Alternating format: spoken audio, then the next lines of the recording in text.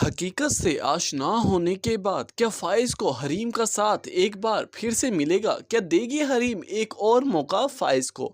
Drama serial एक खुमार बहुत जल्द अपने इख्तिताम की जानिब बढ़ जाएगा, क्योंकि चंद एक साथ की कहानी में बहुत से नए ट्विस्ट देखने को मिलेंगे। अब कहानी इस मोड़ पर आन पहुंची है कि अब नासिर को अपनी ज़िंदगी के चंद ही दिन आगे नज़र आ रहे हैं। उसे अब ये महसूस होने लगा है कि अगर मैं अब भी अपनी सारी हकीकत फ़ाइज़ के सामने नहीं खोलूँगा तो मैं अपनी आखिरत भी अपने हाथों से ही ख़राब कर दूँगा। आगे भी मुझे इसका हिसाब देना होगा, क्यों ना मैं जाते जाते अपना पिछला हिसाब तो चुकाता जाऊँ। खैर, यहाँ पर नासिर करेगा फ़ाइज़ को कॉल। फ़ाइज़ जब कॉल उठाएगा तो पूछने लगेगा कि अब क्या काम है तुम्हें। आगे से नासिर रोता हुआ घबराता हुआ कहने लगेगा कि फ़ाइज़, मैं बहुत परेशान हूँ, ज़िंदगी के चंद ही बाकी के काट रहा हूँ। मैं तुम्हें हकीकत बताना चाहता हूँ हरीम की। इसमें हरीम का कोई कसूर नहीं है, सारा के सारा कसूर मेरा है, जो मैंने तुम्हारी माँ की बातों में आकर, कुछ पैसों की लालच में आकर तुम्हारी और हरीम की ज़िंदगी बर्बाद कर डाली। अब यहीं पर बात फ़ाइज़ सुन रहा होता है कॉल पर, लेकिन पीछे से कहकशा बेगम भी खड़ी होती है। ये बात सुनते ही फ़ाइज़ की तो आंखें फटी की फटी ही रह जाती हैं।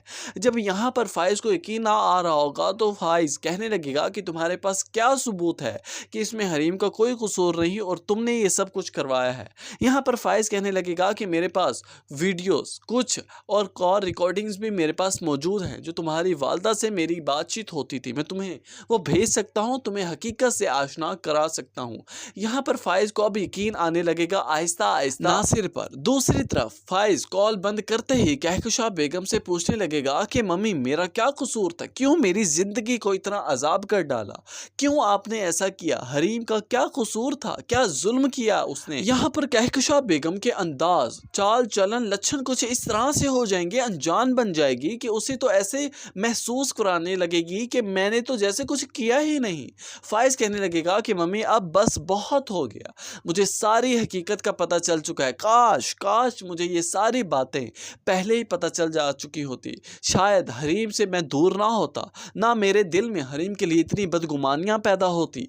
यहाँ पर लाइबा कहने लगेगी कि भाई, मैं बहुत पहले आपको सारी हकीकत के बारे में बताना चाहती थी, लेकिन बस यही दिल में सोच करके, जिस तरह मेरे दिल में मम्मी के लिए नफ़रत पैदा हो गई है, आपके दिल में ऐसा ना हो, कहीं आप बदगुमान ना हो जाए मम्मी से।